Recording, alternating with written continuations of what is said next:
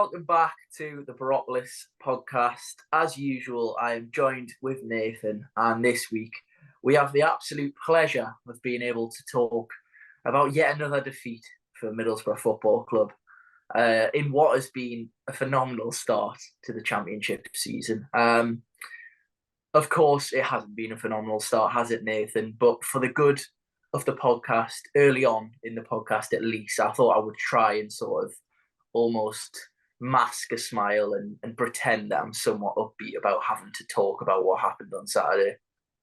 Yeah, it's a case of if you don't laugh, then you'll cry at the moment. Yeah, you wait so long for the season to come back, and yeah, a month in nearly now, and still failing to register a league win is a little bit disappointing. But yeah, we'll pick the bones out of Saturday's defeat to West Brom. But first of all, how are you doing, Chris? Yeah, I mean, I'm sure many people that listen to this podcast who were unfortunately throughout life just being forced into supporting this club. I mean, don't get me wrong, I love it a bit. It's probably making me sound sort of spoiled or whatnot at the moment, but the unfortunate part of, well, I suppose for any football fan that isn't a Man City fan, more often than not, your team is dictated by how they perform. And when you're a Middlesbrough fan, more often than not, you are let down by them. So my mood is being reflected by Middlesbrough at the moment, Nathan. Yeah, I'm not in the best of moods, but I had a decent bank holiday. I know you've been a little bit busier than me. Excuse me. Yeah, Nathan, where have you spent your weekend for the listeners? Yeah, I've been at Leeds Festival in the beating sun of Yorkshire, which was a decent weekend watching Sam Fender with all the Geordies. So I was glad that they got taken down a peg or two yesterday by 10-man Liverpool. Thought I'd get that in there because it was very funny to watch in the pub yesterday. But yeah, a decent weekend at Leeds Festival. A few phone calls with you throughout the afternoon, getting updates on what was going on at the Hawthorns because I had little signal, if at all any. But yeah, a good bank holiday weekend that mine probably wasn't as spoiled by the football as yours, Chris. Yeah, and obviously we should say for those that might be watching and listening, you may think, well, why am I tuning into a podcast if Nathan didn't watch the game? You have since watched the game back and obviously various highlights packages and things like that. So although it wasn't ruined at the time, I'm sure the 90 or so minutes that you then had to watch back ruined the day for you. So yeah, Nathan, it hasn't been great for anyone that had to watch that. Well, Middlesbrough fans anyway. I'm sure West Brom fans enjoyed it. But before we do get into that shower of, I'm not going to say the word, but I think you know what I'm trying to refer to. There is something that we just quickly like to ask for those of you that may be watching or listening, and that is basically we'd really appreciate any support in the Football Content Awards, which are coming up at the moment. There is a 2 or 3 week period where pretty much you can vote for your favourite fan-led channels, Twitter accounts, social media accounts, basically fan creators, I suppose. And there is even some awards for players and clubs, etc. But yes, it's held every year. Last year, we didn't even sort of mention it. We never even thought we'd really get enough votes to even be considered. But obviously, as the account's grown and things like that, we thought, why not have a go at it? We might not even get close. We might not get nominated. We probably won't, Nathan. But we thought we'll give it a go this year at least. So what I will do is I will leave the link to the voting page in the YouTube description. And also for all the details, it's currently our pinned tweet on Twitter. The category that we're hoping to be successful in, or at least be shortlisted in, is Best Club Content Creator. and that is for the Football League. There is various categories. Obviously, Premier League content creator, EFL or Football League, I think the category is called, and then international. So obviously, given that Middlesbrough, at the moment at least, look like they won't be going anywhere but the EFL, maybe the National League in a few years' time if we keep on going. No, we are in that category for the Football League, and that is for the best club content creator. So if you want to go via the link in the YouTube description, if you're watching, then that would be perfect. Just pop our name in that box. As I've said, you don't have to fill out the full form. You can just vote for whichever categories you like. And if you're listening and perhaps you don't watch on YouTube, then as I say, just check out our pin tweet on Twitter and you can find details that way. So now that's out the way, we can, I'm not so sure it's a good thing, but we can talk about the West Brom game. And if you do vote, just ahead of that, thank you ever so much for the support. It really does mean a lot, the sort of support that we've had already and a few votes that we've seen come through on Twitter and such things like that. So we do appreciate all of that. But I'll stop begging and we'll go into the West Brom game, Nathan. There was 2 changes for the game, wasn't there? One of which somewhat of a surprise. And I mean, we'll get onto it later, but that surprise soon turned into a little bit of a nightmare. Of course, the surprise was Tommy Smith being fit and well enough to come straight back into the start 11. Obviously, he replaced Rav van den Berg, who I believe dislocated his thumb, and that was why he wasn't in the squad. And then also, after our discussion on him last week, Nathan, a whole probably 15 minutes was spent debating the whole topic. Riley McGree's back in the team now. So, that was a well spent 15 minutes in the last podcast. But yes, he replaced Marcus Force. And those were the 2 changes, Nathan. So when you did manage to get a little bit of a signal and see the team, how did you feel about that? I was pretty pleased. I thought that the team looked a little bit more balanced, of course, with Tommy Smith coming back in. You have your natural right back in the fold for the first time this season, which is a massive plus point prior to kick-off. And then, of course, Riley McGree, we did say last week in our little debate, well, I said that I thought that he would come back into the fold eventually, now that we do have Lucas Engel a part of the first team. So, yeah, pretty pleased with the starting 11. Of course, I am still sort of holding out hope when I look at the team sheet that we will see a few more additions to the team sheet prior to the end of the transfer window, which is this Friday coming up when the podcast goes up. But yeah, pretty pleased with what I saw, and positive in terms of my belief that we could go to West Brom and pick up a positive result. Yeah, and how wrong were you, Nathan? Obviously, going into the game now, it was, for want of a better word, a bit of a disaster, really.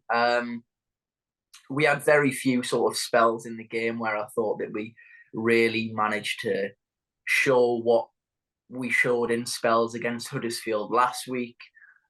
We obviously scored 2 goals in the game, but actually throughout, obviously watching the game live, I just never felt like it was a game that we could get 3 points from. And if we had have got even a point out of the game, it would have felt a little bit like a robbery, I'm not going to lie. And actually, I don't think that was through West Brom being terrific. It was more through us shooting ourselves in the foot repeatedly.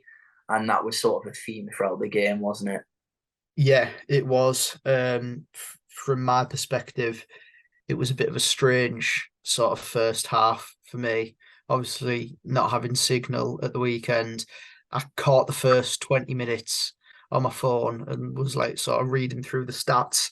I thought, oh well, it looks pretty even in terms of possession, and Boro had a few half chances and things like that. And I thought, right, perfect. Gonna go and see an act now. And the act went on for half an hour, which took me through to half time. And I thought, oh well, Hopefully, I'll get some signal. And the Gazette we've got tweet notifications on for the Gazette, and I think the tweet read right back in it or something like that. So I thought, oh well, they must have gone 1-0 up, and we've gone 1-1 then. So I thought, oh well, 1-1's not too bad going into half time. Yeah, the signal was just horrendous because it was 2 and it was 2-1. But yeah, of course, the first goal comes, big long throw, it's flicked on, and the debate on BBC Tees and sort of on various sort of shows and on Twitter and things like that was, is it a foul on Johnny Howson from Cedric Kipre, who sort of nudges him in the back as he jumps to head the ball away. Kipre brings the ball down, and well, it's a fantastic finish for a centre half to just leather the ball in the top corner. For me, I think if I'm seeing two hands in the back, I'm looking at it and I'm thinking it's probably a foul. But when you're looking at how much contact there actually is, there isn't too much possibly to push the Howson off. Yeah. So it would have been a soft one, but you would have seen the referee's perspective had he given it, and he hasn't, and West Brom are 1-0 up. So yeah, it's certainly one that's up for debate, but for me, it would have been soft. I think if I'm saying it's definitely a free kick to Middlesbrough, then I think I'm probably being a little bit biased towards us because I don't think it's definitely a free kick. Yeah, I agree with you in full, to be honest, Nathan. At first glance, I thought it was a definite foul. Obviously, as you say, you see the two hands go into the back of Johnny Howson, and immediately you just sort of almost anticipate there'll be more contact than what there is because of the two hands being on his back. But actually, I've watched it back that many times now, and it is a difficult one because you can see why it hasn't been given, but then you could also put forward an argument where you say, well, if two hands are on the back, it's whether it's a lot of contact or not, it is having an effect on Johnny Howson's ability to jump and head the ball clear. And in that case, I guess you would say, well, in that case, it's foul then. But I'm a little bit split on it. I can kind of see it both ways. Maddo was absolutely adamant that it was a foul for a push in the back whilst commentating on the game. And I don't know. I'm still, even now, I watch it sometimes and I think, well, yeah, it is a foul. And then I watch it again and I think, well, does that much contact really sort of constitute a foul? And I honestly think it could be the flip of a coin. You can make a judgment on both, and honestly, it's one of them where I know we criticise referees in the EFL quite a lot, but I almost sort of sympathise because I think had a different referee refereed that moment in 50 different circumstances, you probably would have got a complete even split of both, whether it was or wasn't a foul. So yes, I can't give you sort of a full judgment. If I was to really lean one way, I'd probably go with you and say it's minimal contact, I think. But I'm going to say that before I change my mind again anyway. But as you say, it is for a centre half, Cedric Kipre takes it like prime Zlatan Ibrahimovic. Half volley, absolutely smashes it into the back of the net. Dieng has absolutely no chance. And it's a terrific finish, in fairness, if you sort of disregard the incident that happens before that. Obviously, it wasn't as early as Daryl Dike's opener in the last time we went to the Hawthorns, but it had a similar feeling about it where when that hit the back of the net, you did think, oh dear. Because West Brom had started pretty well. And when they found that opener, I did have that horrible thought of, dear me, this could be a long afternoon. And I mean, shortly after, they double the lead, Nathan. Yeah, they do. And this one is where I think I can be a little bit more straight to the point with my analysis, which is defending's embarrassing. Embarrassing. Midfielders just failing to track Swift. Defenders don't want to go and engage with him. He just has a free run into the box and buries it in the top corner. But you have Sammy Silvera jogging back. Johnny Howson in this instance is really, really poor. Just jogging, and it's unacceptable.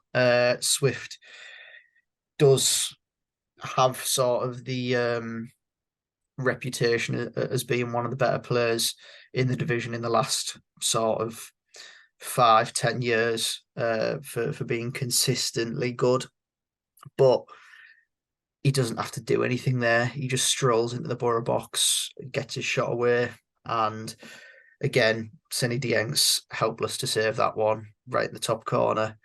But defending, shocking.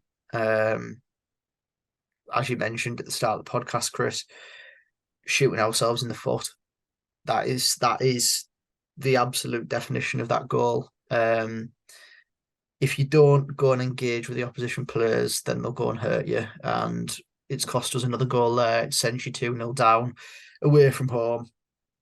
And yeah, it pretty much snatches away from you getting anything out of the game.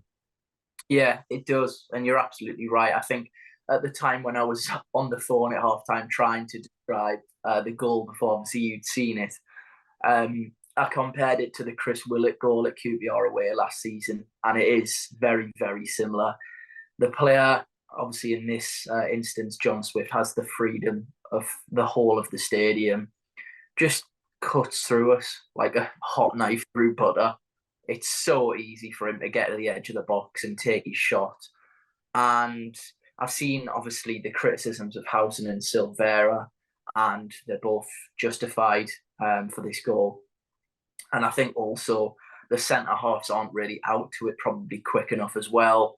Yeah, there's not sort of any real over analysing this goal. It's just rotten defending. It's horrible to watch. It's so easy for John Swift, and as you say, a player of his reputation in the Championship, especially a player of his quality, you can't give him that much time and space.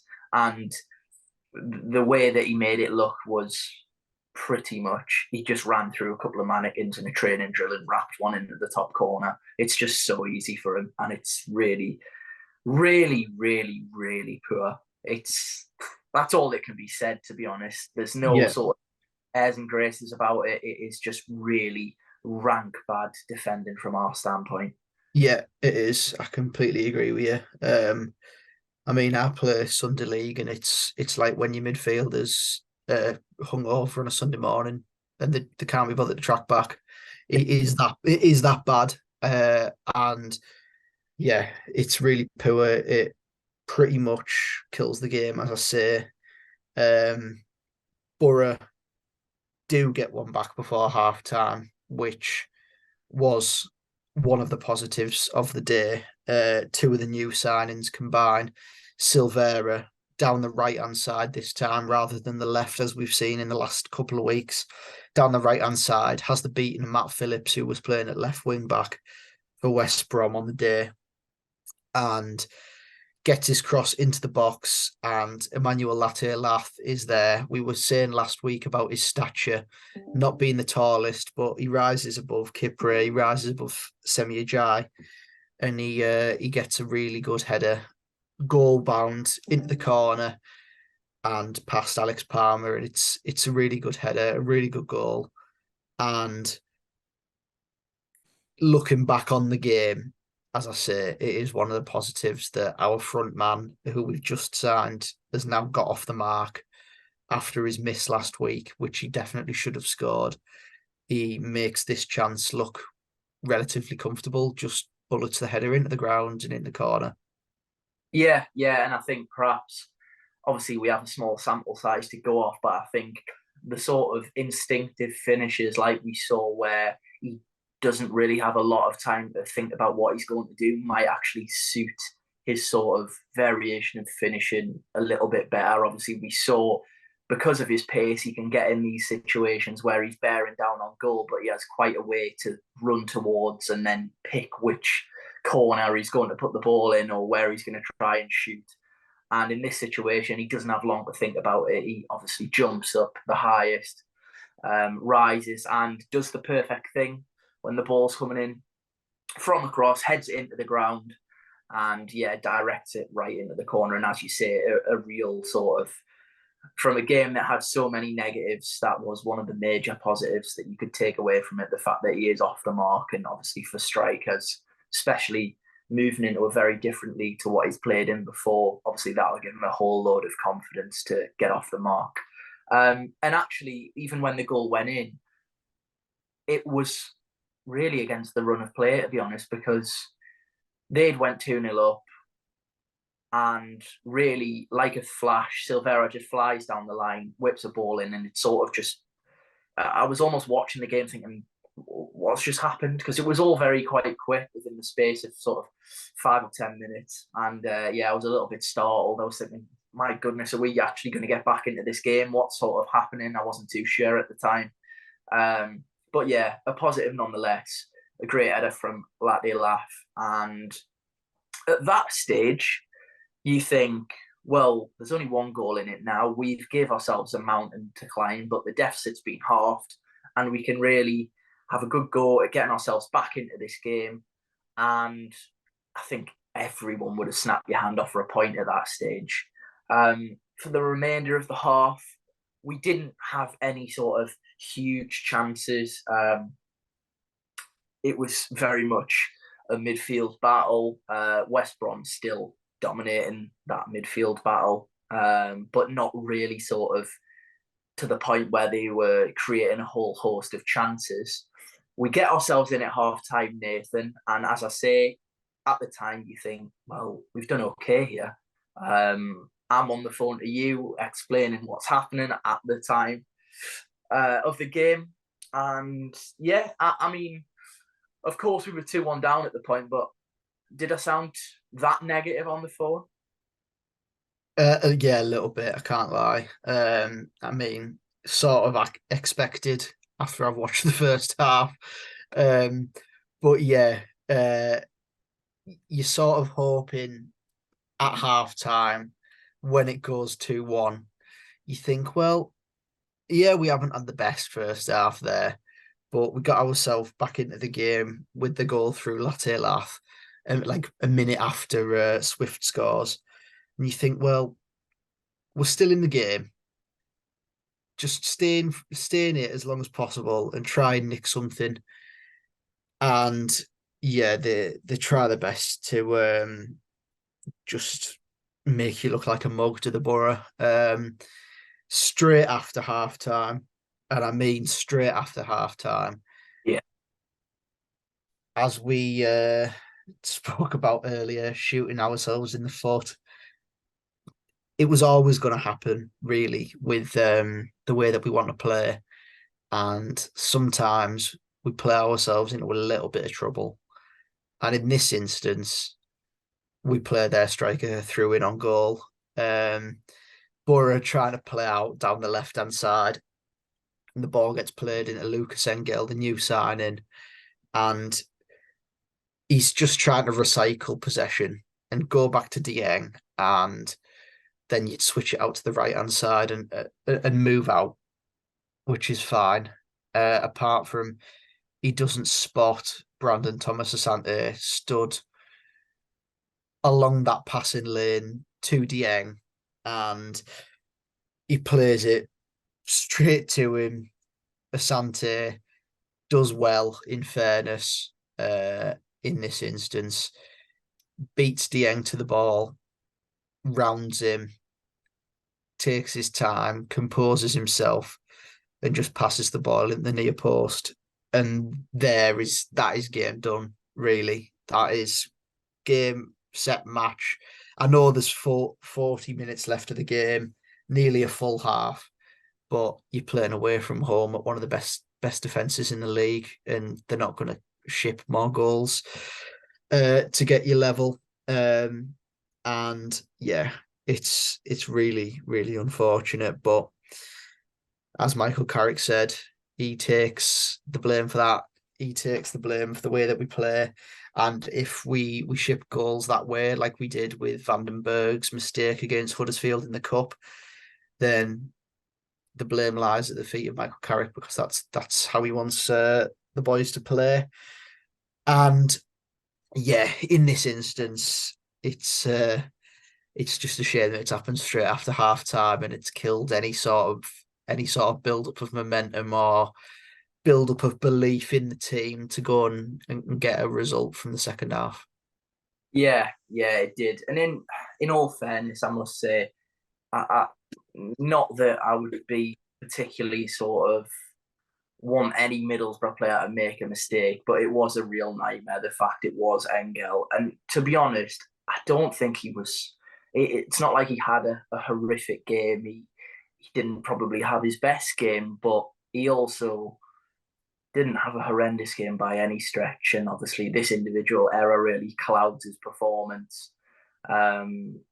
But yeah, it's just one of them, isn't it, Nathan? As you say, Michael Carrick is very confident in the way that we play. It's his style. It's the way that we sort of last season with Zach Steffen, when you sort of pass it around the back and try and build up that way and invite pressure on so that you've got pockets of space further up the pitch. That normally leads to scares. And in this instance, it's more than a scare. It's a really sort of, once the pass has been played, you almost just put your head in your hands, think, oh, for God's sake, could we have not, if we were going to make this mistake, could we have not done it at least 20 minutes into the second half, just so he'd had a sort of false glimmer of hope? But no, as you say, it comes early on. And then, to use that phrase again, Nathan, once again, to shoot ourselves in the foot, Tommy Smith, not long after West Brom get their third, having already been booked for not a great challenge in the first half. Tommy Smith, again, perhaps a little bit rusty, having been out for a spell of time. His man beats him.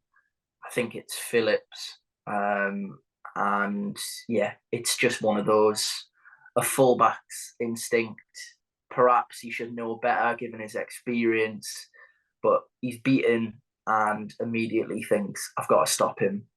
And probably before the thought even hit his brain that he was already on a yellow card, he's already dragged him back and he's been shown his second yellow and he's been sent off. And it pretty much summed up the whole of the day, when literally as soon as he pulled him back and he knew what was coming, he almost just sort of put his head in his knees and just hung down towards the floor as if to say, oh God, this is just going from bad to worse. And that's exactly what did happen, Nathan. Yeah, it did.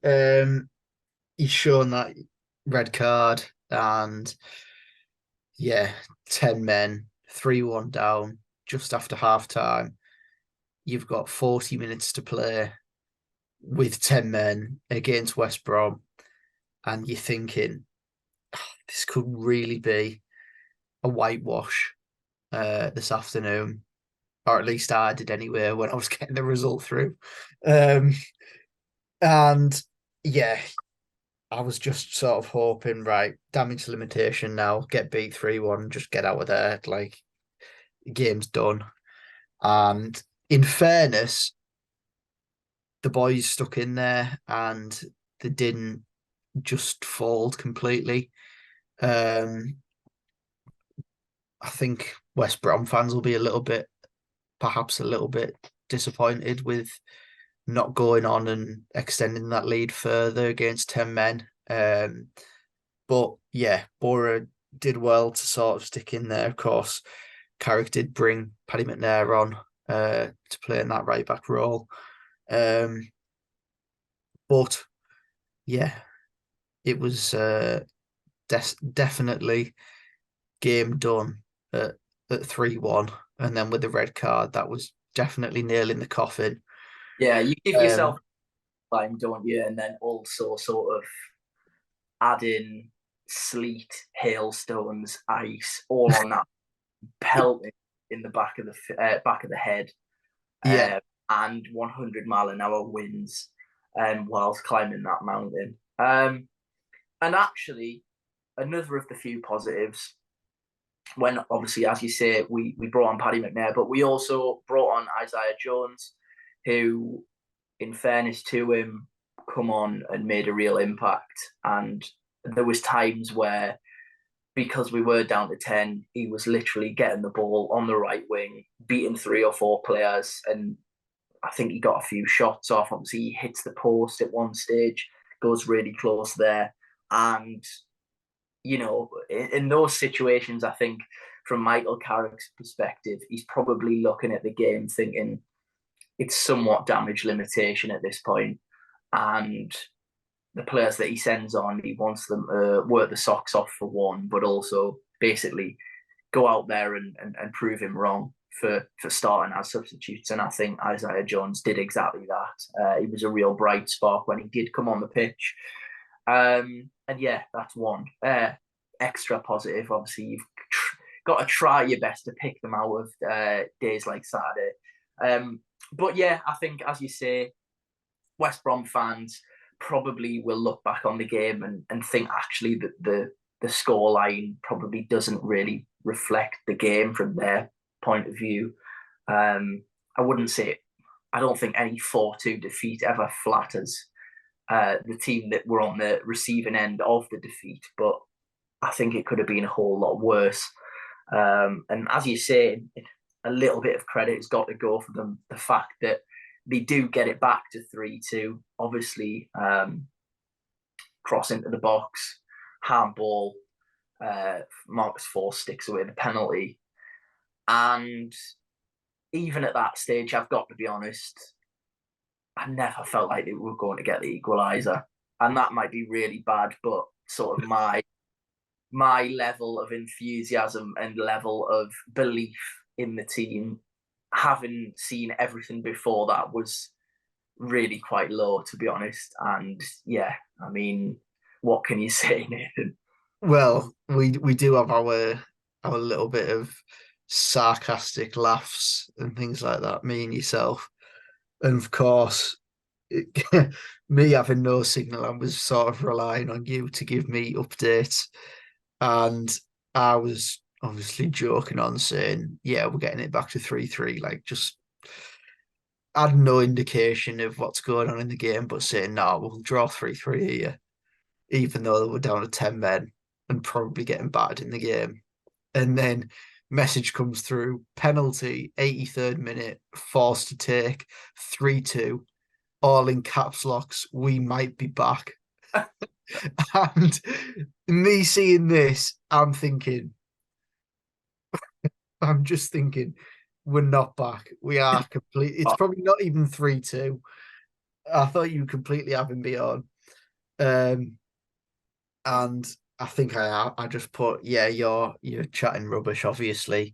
And then I swiftly got a message back that was 4-2, Sarmiento, game dead.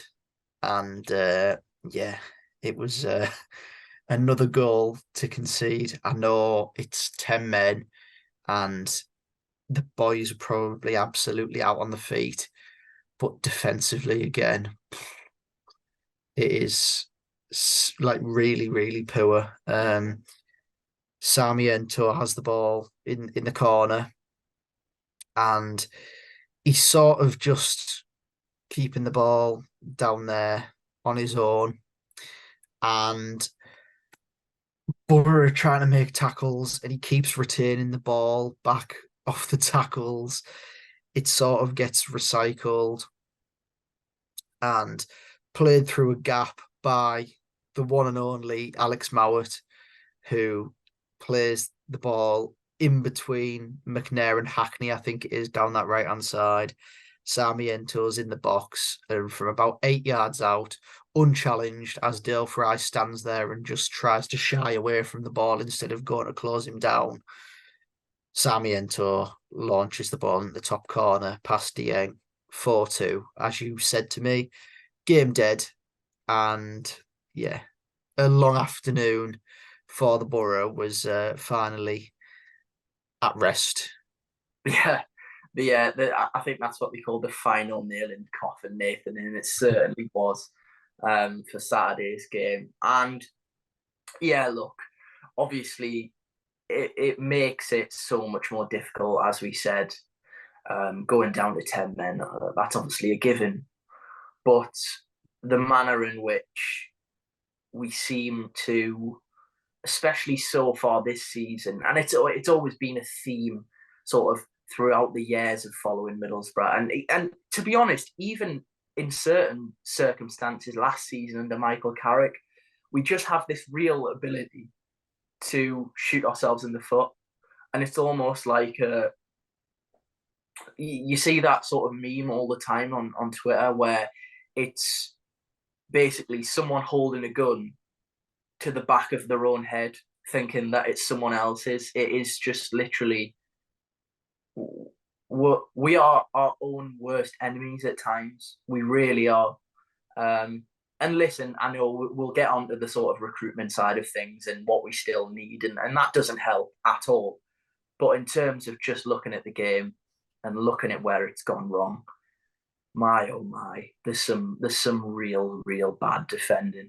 If you are a young aspiring football player and you've got a coach that wants to show you examples of what not to do when you're trying to defend, then just show them the highlights of that game because it was pitiful really at times.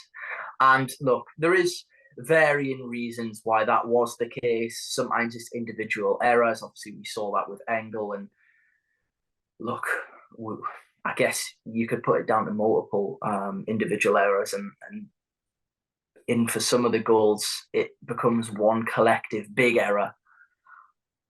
But the point I'd like to make is I've seen a lot of conversation around the fact that the midfield doesn't offer enough protection. And don't get me wrong, in this game, it absolutely did not. It didn't. And Hayden Hackney and Johnny Howson, for me, even at Johnny Howson's age, two midfielders that I think I would be fair to say the majority of the championship would be fairly happy with as their starting two midfielders. But in this instance, and we have seen it previously as well, they just don't sort of offer that real defensive brutality aspect of sniffing out danger sometimes. And the real issue at hand here for me is not necessarily what I've just said. And people might be listening thinking, well, what are you about to say? Because you sound like you're just contradicting yourself. But actually, I think that although Michael Carrick won't want what's happened in this circumstance in terms of his midfield as not offering enough protection to happen, I think he'll be aware of it. But the plan last season and what we did so effectively last season was when we did concede goals, and yes, it was maybe only one at a time, but we did concede goals fairly regularly, and we managed to outscore the opponents. This season, up until this stage, we can't do that anymore. We simply don't have the firepower to basically go with the mindset of, well, if you score one, we're going to score three. Yeah. And it makes sense as to why we could do that last season. When you look at the players that have departed, Ryan Giles, 5 million. I mean, I don't even want to repeat it. I put a tweet out basically just sort of sulking about the fact that all of these players had gone to these clubs for big transfer fees. And people are probably sick of hearing about it now. But at the end of the day, it's the situation we now find ourselves in. And if that was going to be the plan again this season, the sort of brashness to say, well, we'll just outscore you, then it's gone horribly wrong in terms of recruitment because we haven't replaced anywhere close to the threat that we posed in an attacking sense last season. So for me, that's where we're coming unstuck. And yes, ideally, you don't want a team that constantly has to outscore teams. You want a team that's well oiled in every aspect of its performance. You want a solid defense. You want to, obviously, individual errors are going to happen from time to time. You can't just cut them out altogether. But you want a midfield that's going to not only be good in terms of winning the midfield battle, passing forward like Hayden Hackney is able to do. You also want them to protect the back line. And you also want the three behind the striker to be as creative as possible and get goals and assists. And you want your striker to put those chances away. But from the team we have, if you look at it plain and simply, last season, we finished where we did. And okay, yes, we sort of, the wheels come off towards the end. But there's only been 2 changes from that midfield and defence. We've lost Ryan Giles and added Lucas Engel, who, yes, okay, made an error. But the general consensus so far from Middlesbrough fans is that he's actually probably a little bit better defensively than Ryan Giles. And Seny Dieng, I saw some criticism of him. I don't think we've conceded a goal this season yet that you could place the blame at him for. So if you look at it that way, then nothing drastic's changed in that scenario. So for me, the obvious thing to look at is what has changed in a drastic way. And that is the 3 behind the striker and obviously the striker.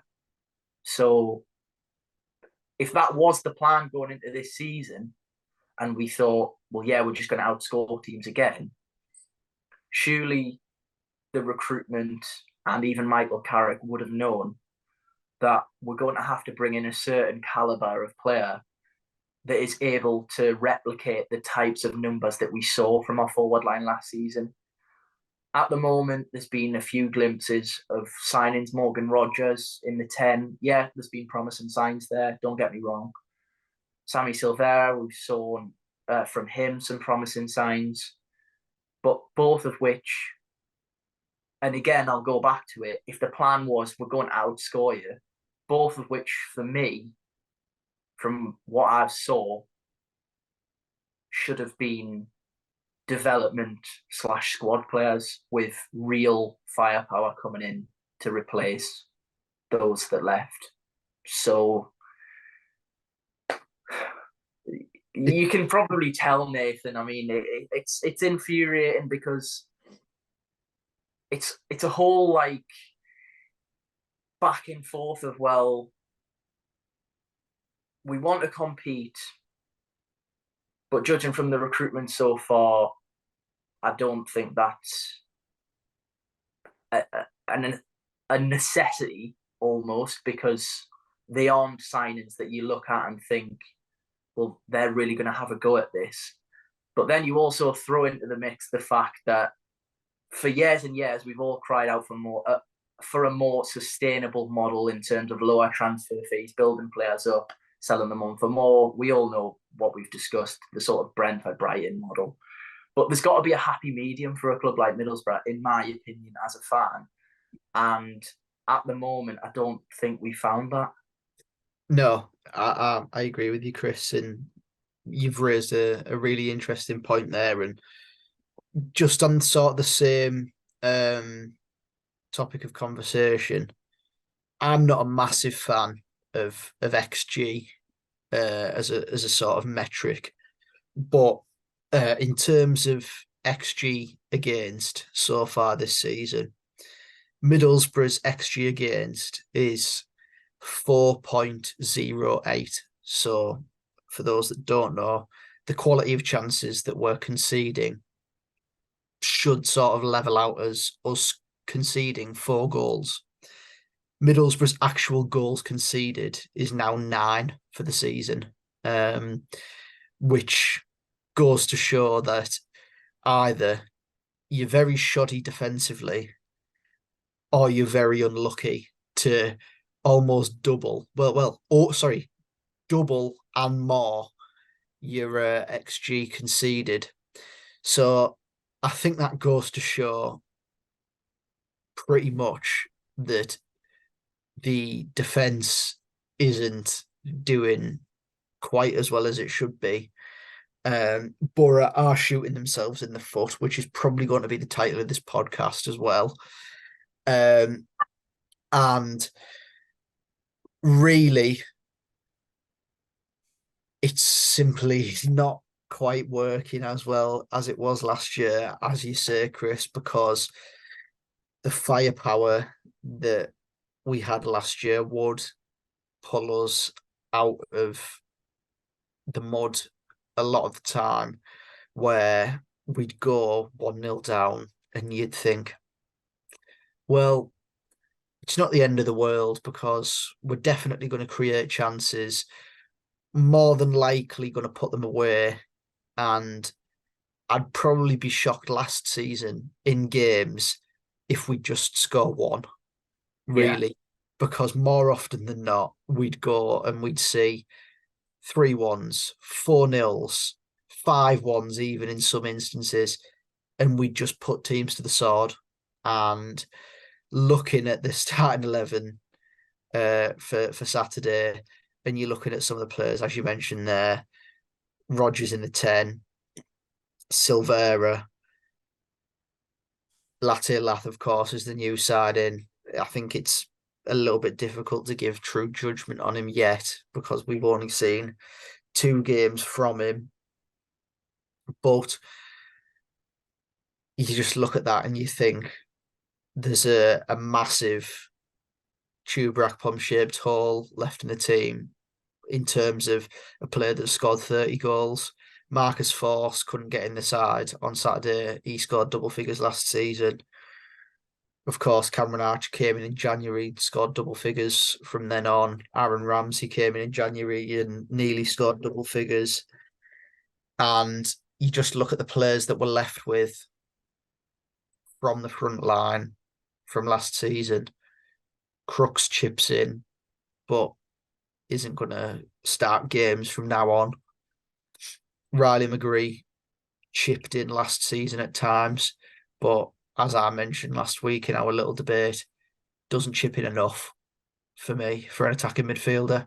And I think that's fair for most fans to agree with. Yeah, he might create chances by his movement and things like that, but on the whole, from an attacking midfielder, you want output, and he doesn't give you that. And as I mentioned there, Marcus Force brought in as a centre forward, found his place on the right hand side, and a lot of fans thought that maybe he'd be given a run out up front in the early stages of the season because of the lack of a centre forward prior to Latte Lath. That wasn't the case. He persisted with different strategies with Rodgers up front when we knew that that wasn't his natural position. He persisted with Crooks in the 10, despite him wanting to play Rodgers in the 10 and him playing Crooks up front for spells last year. He kept them switched around, even though it definitely wasn't working in the first few games of the season, and he continued to persist with it. I just think that at the minute, and it goes to the back end of last season as well, the current way that we're playing, we're being found out a lot of the time. And teams, yes, okay, we've given teams a few goals so far this season, and that goes to show via the XG. But we're being found out in a way which I'm struggling to see any sort of adjustment from the coaching staff to try and stop it, because a lot was said in the first game of the season when we played Millwall about them using a box midfield like Coventry did in the playoffs, and it completely killed us. Millwall won the game, and of course Coventry used the same system against us in the away game. Got absolutely killed away at Coventry, and teams are slowly slowly beginning to figure us out. I can't remember the exact number of games that it is now without a league win, but it was the last league win was Hull in April, Yeah. which I mean that was a good few games ago now, in terms including the playoff games, and we haven't looked like the same team since then at all. We, of course, had injuries at the back end of last season, and since that whole game, of course, we've lost players as well. But we have no sort of same level of cohesion or anything. And I know that that is going to take time because of new players. But at the minute, it is really a tough watching Middlesbrough at this moment in time, because there just isn't that level of cohesion that we were seeing last season that was so enjoyable. And to go from watching how enjoyable we were sort of in the turn of the year last season to now is it's chalk and cheese, really. Yeah, it's interesting that you say that, because I do somewhat agree. I think we have, to a certain extent, been figured out a little bit. But then also, I look at last weekend and we create more than enough chances to win the game. Coventry, you kind of look at personnel in terms of, yes, it may not have made all the difference, but there's a few players who obviously started in that game that realistically aren't going to be near the starting team, hopefully, by the time the transfer window slams shut. So I guess you can somewhat put it to that. Obviously, Latte Lath and Engel weren't in the building just yet. Same goes for Millwall. We didn't obviously create as much against Millwall, but we still had some okay chances. And it's, again, I go back to what I said in last week's podcast. I don't want to seem sort of a spoiled fan. And I also am in the camp where I understand what we're trying to do. I really do. I think that for a club of our size, someone that wants to be sort of successful and would probably be happy with a finishing in 17th position every single season in the Premier League, then look, that might be the way that we have to go about it now, because there isn't the finances to sort of go and spend ridiculous sums of money. But my major concern is, I personally feel that we have an absolute diamond of a manager currently. And my concern is that if he isn't backed and he perhaps gets a little bit sort of sick of the project, wants something more ready to go, wants a potential Premier League club, that he might think, well, I've sort of shown from his side of things, he showed last season, yes, injuries really harmed us. And I'm not saying Carrick's completely blameless, because he's not. But he showed from when he took over from Chris Wilder what he can do with a team. And yes, okay, he also had a lot of quality in that team. But that, for me, this summer should have been enough to say, well, okay, you deserve to be backed to a certain level, to what we can. And listen, we're talking about this now. He may still get these three players, these three positions, which, by all accounts, the absolute priorities in this final week of the transfer window. And we might sit on the podcast last week and say, well, actually, do you know what? They've delivered these players. Yes, they're too late, but they are here. And it might change everything.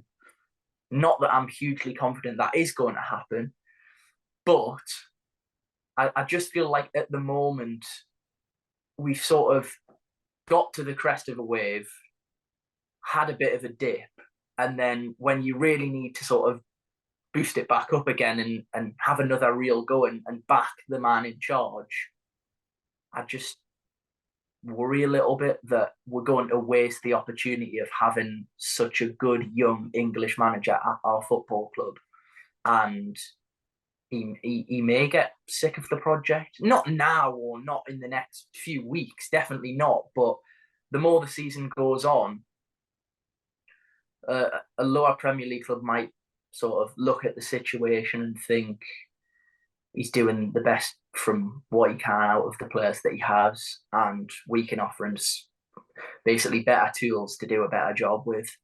And I just hope that isn't the case, because I think we'd regret it for years and years to come. And it might seem like, from what I'm saying, that I'm wanting us to go out and spend 50 million in the last week of the transfer window. I'm not deluded enough to believe that's going to happen, and nor do I think it's a sensible way to do things, because look what mess doing things like that has got us in the past. But also, Morgan Rogers and Sammy Silvera, really, for a team that had aspirations of potentially challenging for the league this season, or at least pushing the sort of relegated teams, for me, they just shouldn't be the sort of replacements and the starting players in our team. I just think we still lack, and it's the same point as what I was making last podcast. We still lack genuine firepower and pedigree, where for some of the chances that we are creating, you can rely on us to potentially outscore teams. Because at the moment, not that it's either a really sort of sustainable way of playing either, because it's not. And I'm sure that Michael Carrick doesn't want that to be the case. And I also do see the argument that we could potentially do with a little bit of a destroyer in midfield. But nothing's sort of massively changed in terms of the midfield and defence. So to me, that means that the plan was to, again, perform in a similar manner to the way in which we did last season. So, and that would require outscoring teams. And at the moment, with the level of quality that we have in those forward positions, it's just not achievable. Yeah, there's been no change of shape, has there, in terms of the way that we want to play, apart from maybe we've gone for a less attacking fullback, and that's sort of seen us having to change up the front line a little bit, with McGree being dropped in and out of the side, because he's not a winger really, in terms of a player that can get out of fullback and beat him for pace.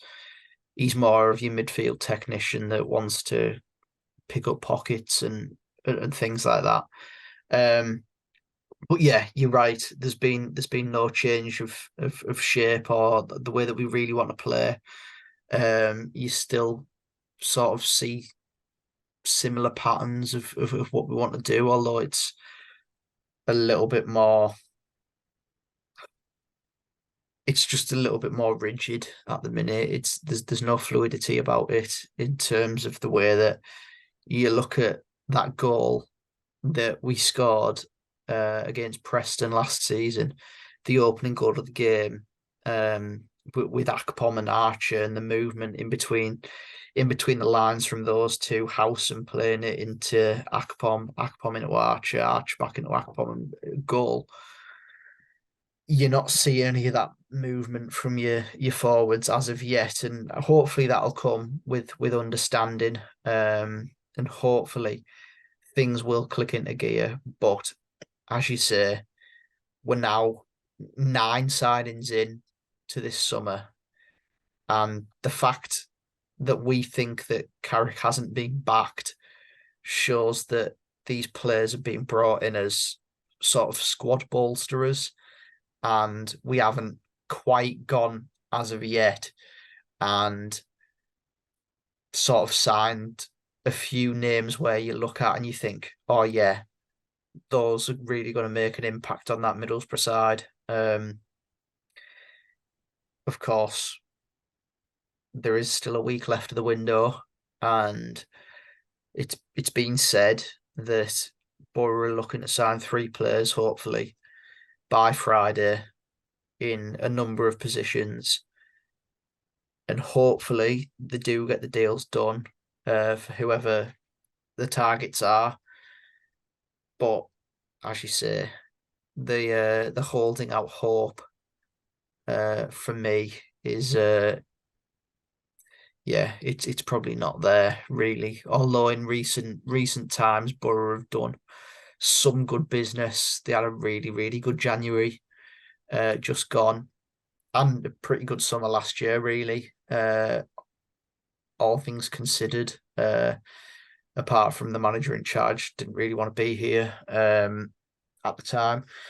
But yeah, I'm still not too convinced because of a couple of windows that the recruitment team are going to get business done in terms of the proper nitty-gritty signings that are going to make the difference for if you're going to finish mid-table and if you're going to finish in the top 6 and be competing for promotion to the Premier League.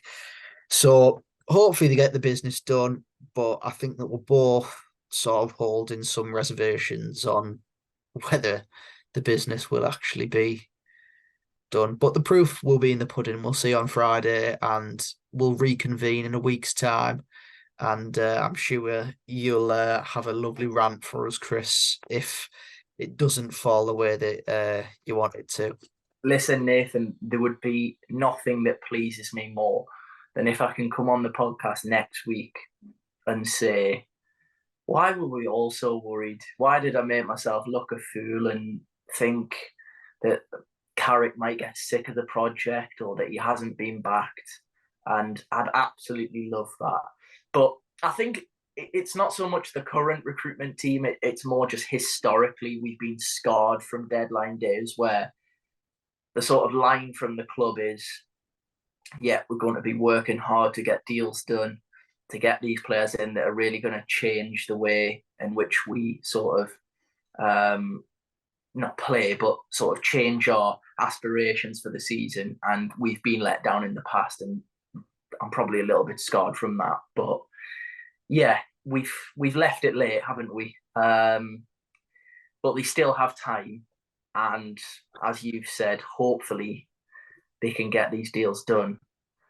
Hopefully Michael Carrick and the recruitment team aren't in the pub like Tony Pulis at 3 p.m. on deadline day. When I talk about being scarred, that is the prime example of why any football fan would be scarred when your manager reveals that the day after deadline day, when everyone was up until 11 o'clock, fingers crossed that we'd snuck something through the line, something over the line rather. And as a matter of fact, Tony and his crew were just having a few jars. Obviously, what you really want to hear from your manager the day after deadline day, of course.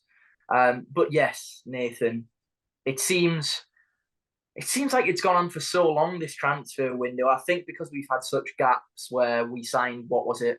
It felt like about 18 players in the space of 3 days. And then all of a sudden we had a really long wait until obviously Latilaf and Engel come through the door.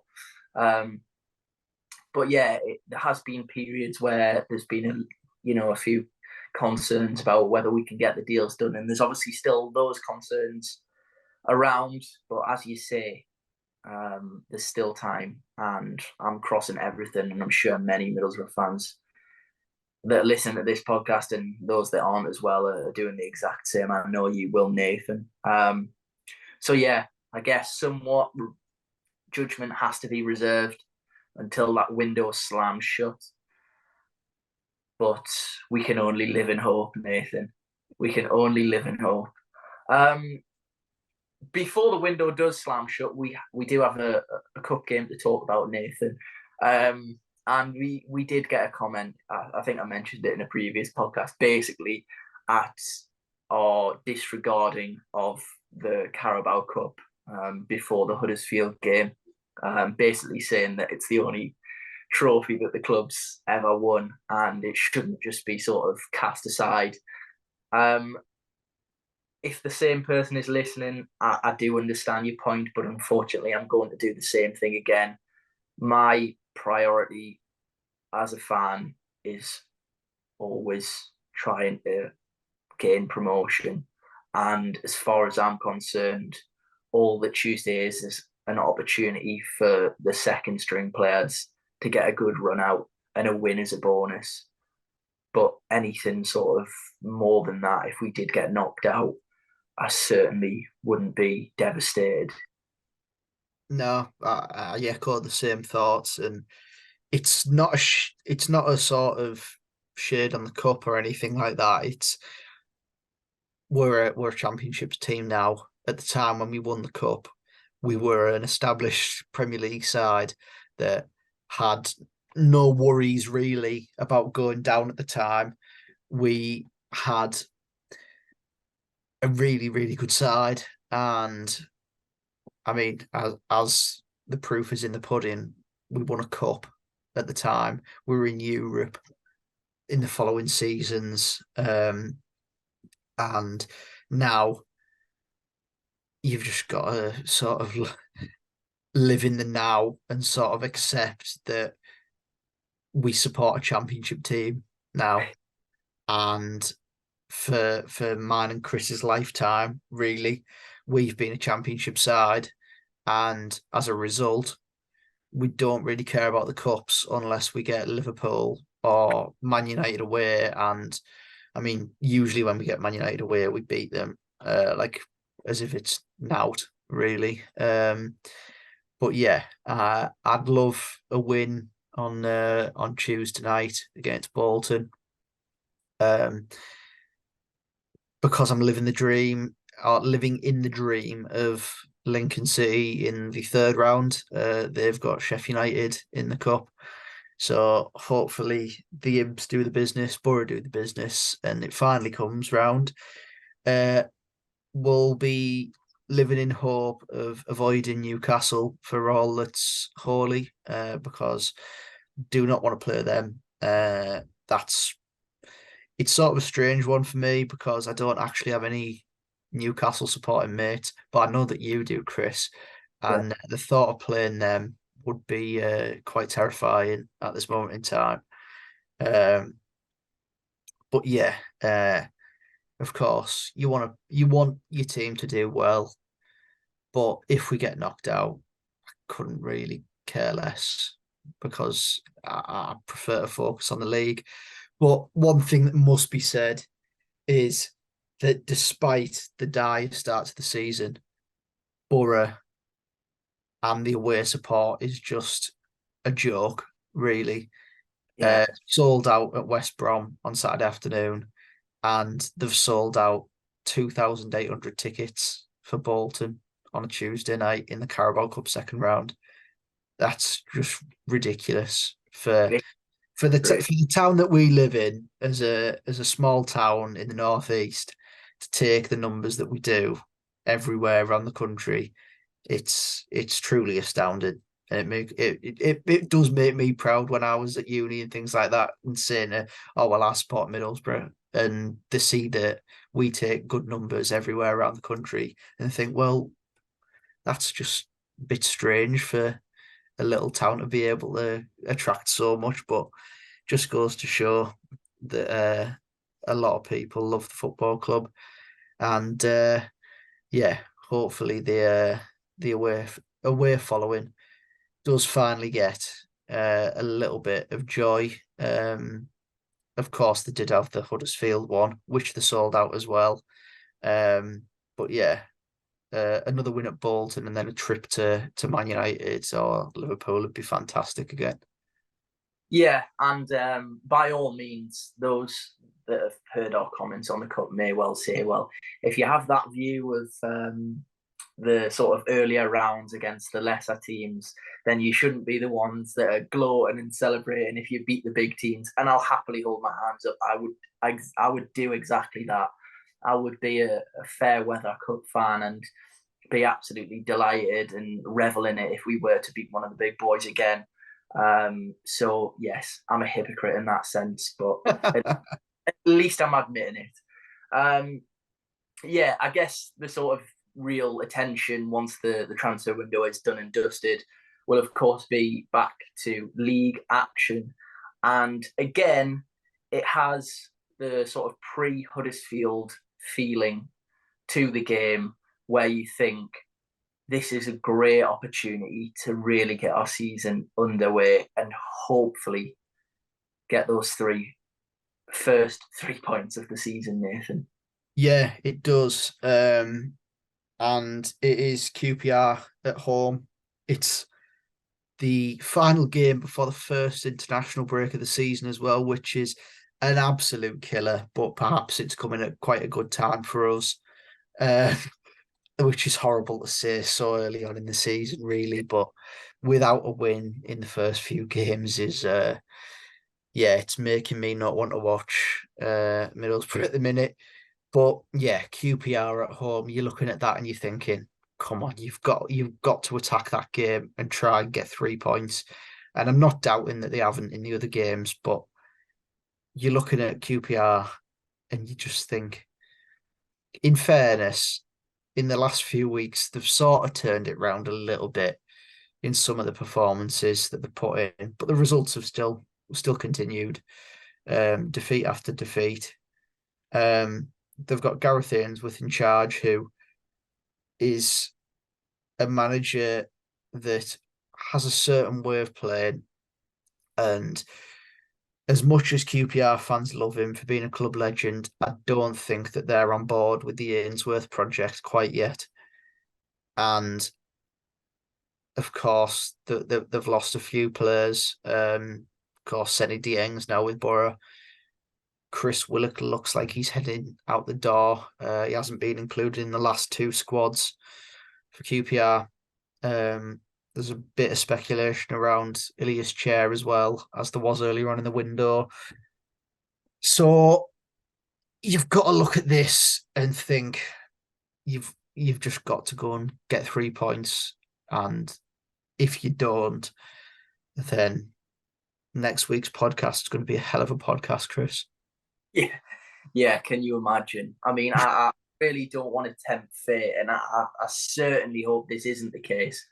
But if we don't bring in the bodies that we're all hoping for, and then we don't get a result against QPR, I mean, it'll be an hour and a bit long, just depression session, won't it? I mean, it really will be down in the dumps if that does come to fruition, and I certainly hope it doesn't. But yeah, the thought of it's quite scary, actually. But as you say, Nathan, it has that similar feel of Huddersfield pre-kickoff. You look at them and you think, I don't think they're going to be up to much this season.